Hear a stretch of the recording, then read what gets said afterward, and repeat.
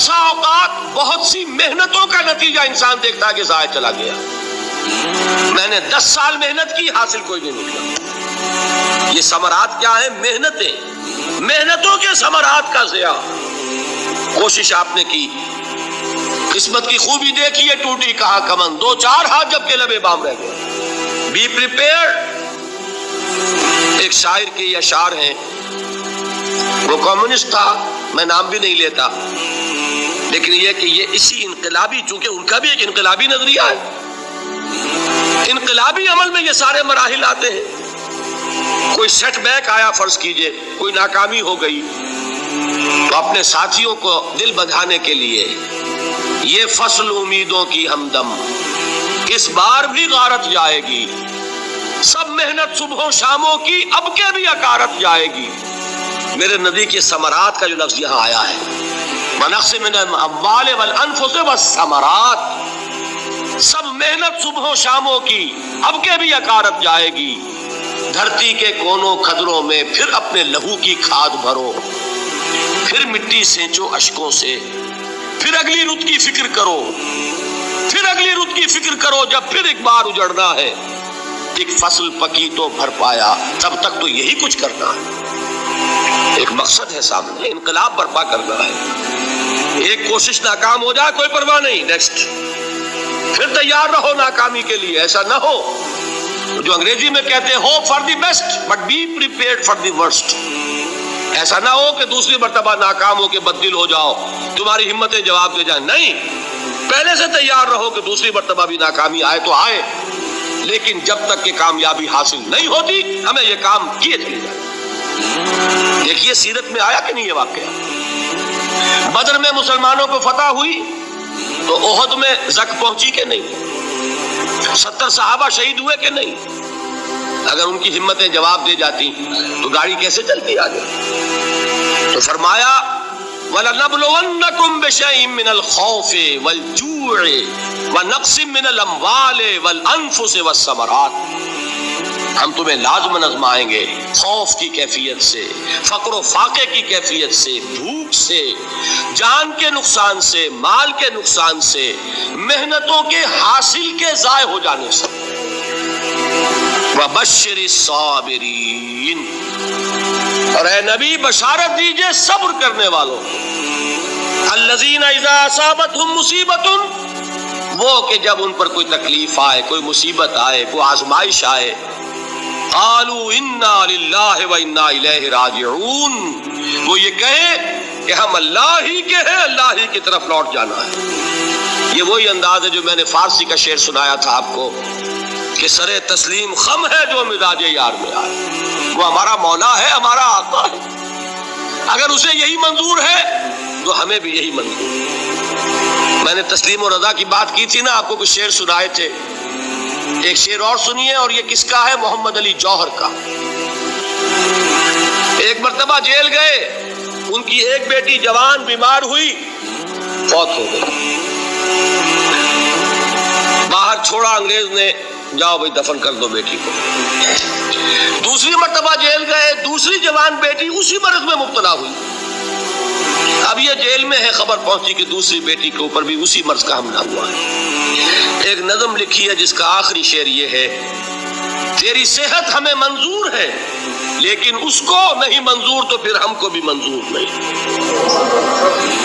یہ ہے، جب تک یہ کیفیت نہ ہو اس میدان میں آدمی ثابت قدم نہیں رہ سکتا کہ میرے رب کو اگر یہ منظور ہے تو یہی مجھے منظور ہے، اور تیری صحت ہمیں چاہیے تو ضرور، لیکن ہمارے رب کو منظور نہیں تو ہمیں بھی منظور۔ راضی برضائے رب۔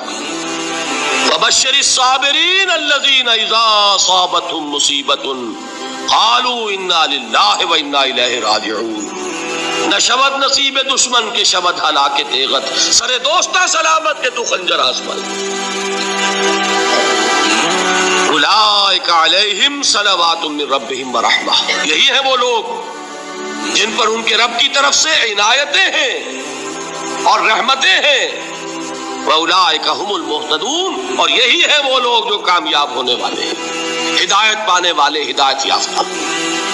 اسی سورہ بقرہ میں ذرا آگے چل کر، یہ تو ہے 20واں رکوع، 19واں رکوع، 21ویں رکوع کی پہلی آیت ہے لیس البر ان تولوا وجوہکم قبل المشرق والمغرب ولكن البر من آمن بالله واليوم الآخر والملائكة والكتاب والنبيين وآتى المال على حبه ذوي القربى واليتامى والمساكين وابن السبيل والسائلين وفي الرقاب وأقام الصلاة وآتى الزكاة والموفون بعهدهم إذا عاهدوا والصابرين في البأساء والضراء وحين البأس۔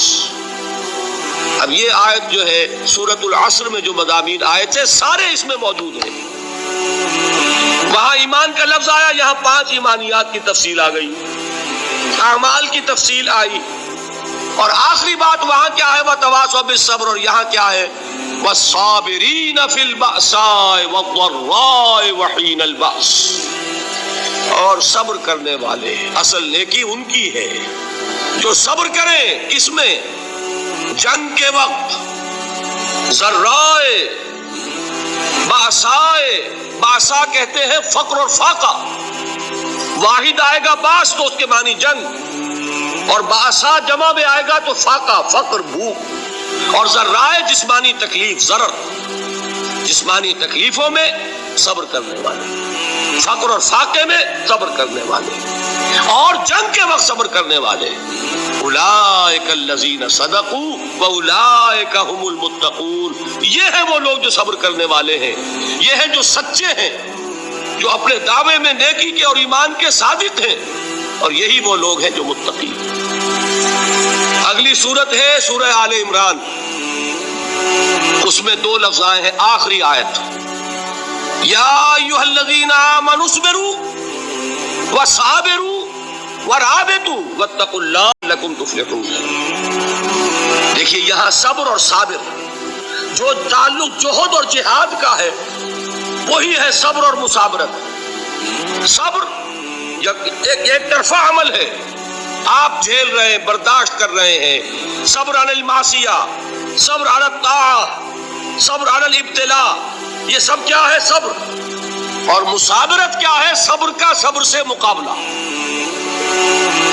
یہ سورہ آل عمران اب وقت نہیں ہے، میں آپ کو سناتا اللہ تعالیٰ نے کیسے کیسے مسلمانوں سے کہا، مسلمانوں تمہیں زک پہنچی ہے تو انہیں بھی تو پہنچی تھی، ان کے 70 نہیں مارے گئے تھے بدر میں، ان کے حوصلے جو ہیں وہ تو پست نہیں ہوئے، وہ اگلے سال آ گئے تم پر چڑھائی کر کے، تم کیوں اتنا برا مان رہے ہو؟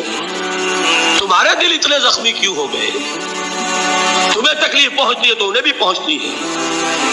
اپنی غیرت جو ہے ہمیں ذرا اس کا جائزہ لینا چاہیے۔ لوگ باطل نظریات کے لیے کتنی قربانیاں دے رہے ہیں، لوگ باطل چیزوں کے فروغ کے لیے کتنی محنتیں کر رہے ہیں۔ جیسا کہ میں نے ابھی کہا تھا، اسی غیرت کو چیلنج کرنے کے لیے، ذرا آپ کی حمیت دینی کو جوش دلانے کے لیے، قادیانی نوجوان کتنی تعداد میں اپنے آپ کو دین کے لیے وقف کرتا ہے، اور آپ کتنے نوجوان ہیں جو اپنے آپ کو دین کے لیے وقف کرتے ہیں، اور ہوں وہ کھاتے پیتے گھرانوں کے لوگ۔ یہ نہیں ہے کہ اگر کوئی اور کام نہیں کر سکتا تو پھر یہ ہے کہ وہ دین کے کام میں لگ جائے۔ باصلاحیت لوگ، کھاتے پیتے لوگ، ذہنی استعداد رکھنے والے لوگ، اونچے گھرانوں کے لوگ، وہ وقف کریں اپنے آپ کو دین کے لیے۔ اس کے بغیر کیسے باہر آ جائے گی، کیسے رونق آ جائے گی؟ تو دنیا میں باطل نظریات والے جو ہیں، یہ بات کہی گئی ہے، مسلمانوں تم اگر توحید کے لیے لڑ رہے ہو، دیکھتے نہیں ابو جہل کو، اس نے گردن کٹوائی ہے شرک کے لیے، شرک کے لیے گردن کٹوائے، اور تم توحید کے لیے گردن کٹوانے کو تیار نہ ہو۔ اس نے گردن کٹوائی کہ نہیں کٹوائی؟ اور کس طرح کٹوائی ہے؟ جو کہ بڑا متکبر قسم کا، فرعون قسم کا شخص تھا، جب گردن کاٹنے لگے تو کہتا ہے ذرا نیچے سے کاٹنا، تاکہ جب تم نیزے کے اوپر چڑھاؤ میرے سر کو تو اونچا نظر آئے، معلوم ہو سردار کا سر۔ وہ بدبخت مرتے ہوئے بھی جو اس کی کیفیت تھی نا، اس کو ذہن میں رکھیے۔ تو یہ اس لوگوں نے قربانیاں دی، جانیں دی، تو فرمایا اگر تم ان سے زیادہ قربانی نہیں دو گے، جو نوٹ کر لیجئے اس کو، مجرد اگر حق کو غالب کرنا اللہ کے ذمے ہو تو آنے واحد میں غالب کر دے گا، تمہیں تکلیف ہی دینے کی ضرورت نہیں۔ سمجھ رہے؟ کیا اللہ کے مقابلے میں کوئی باطل کی طاقت ٹھہر سکتی ہے؟ یہ تمہارے ایمان کا امتحان ہے، یہ تمہارے خلوص کی آزمائش ہے، یہ تمہارے امتحان کا ثبوت درکار ہے کہ اللہ تعالیٰ دیکھنا چاہتا ہے تم اس کے لیے اپنی جانیں قربان کرنے کو تیار ہو کہ نہیں، تم اس کے لیے تن من دھن لگانے کو تیار ہو کہ نہیں۔ اور یہ جان لو کہ اگر کفار اور مشرکین اور ملحدین اور باطل نظریات والے وہ جو کچھ قربانیاں اپنے باطل نظریات کے لیے دے رہے ہیں ان سے زیادہ اگر تم نہیں دو گے تو حق غالب نہیں ہوگا۔ انہوں نے جو صبر کیا ہے اپنے باطل نظریات پر، اگر تم اس سے زیادہ صبر کا ثبوت نہیں دو گے اپنے اس حق پر تو حق غالب نہیں ہوگا۔ اس لیے فرمایا یا ایھا الذین آمنوا اصبروا وصابروا، نہ صرف یہ کہ صبر کرو بلکہ صبر میں اپنے دشمنوں سے آگے نکلو، ان کے صبر سے بڑھ کر صبر کرو۔ ورابطوا، مرابطہ کہتے ہیں چوکس رہنا، ہوشیار، پہرا دو، ایسا نہ ہو کہ دشمن جو ہے غفلت میں تمہارے اوپر کوئی حملہ جو ہے کر بیٹھے۔ واتقوا اللہ، اور اللہ کا تقوی اختیار کرو، لعلکم تفلحون، تاکہ تم فلاح پاؤ۔